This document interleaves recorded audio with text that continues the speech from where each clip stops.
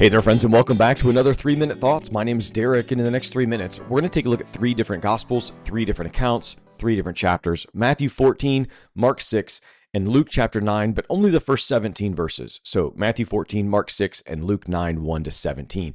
These 3 accounts are going to run parallel, and they're going to capture some critical turning points in Jesus' ministry within Galilee.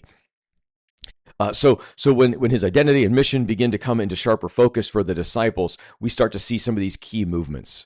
All right, let's start with the mission of Jesus in Luke 9, verses 1 to 6, and it's going to be mirrored in Mark 6, 7 to 13. Jesus sends out the 12 with authority to heal, proclaim, and cast out demons.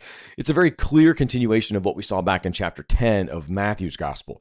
Jesus' ministry now begins multiplying through his disciples. They're told to take nothing new for the journey, right? Take no bag, no bread, no money. This isn't recklessness. It's actually reliance. It's trust, not only on God, but also on God's people to provide.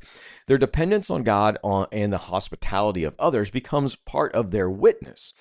As we move then into Mark 6, verses 1 through 29, and Matthew 14, 1 to 12, we see as the kingdom advances, opposition also will intensify.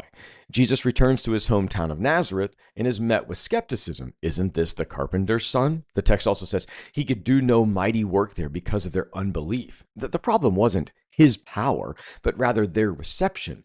The king is rejected in his own land. Then Mark and Matthew both record the death of John the Baptist. Herod, haunted by his own guilt, believes Jesus might be John raised from the dead. John's execution at Herod's party isn't just a tragic part of the story, it's actually a preview of what's to come.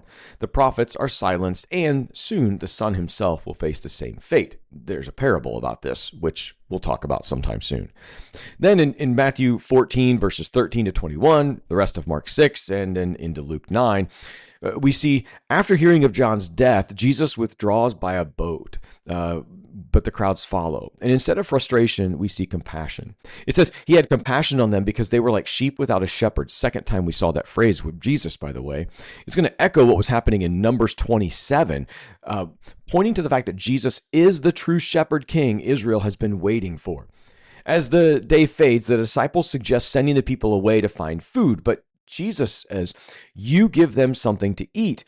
When they protest that there's no way they could do it, and they only have 5 loaves and 2 fish.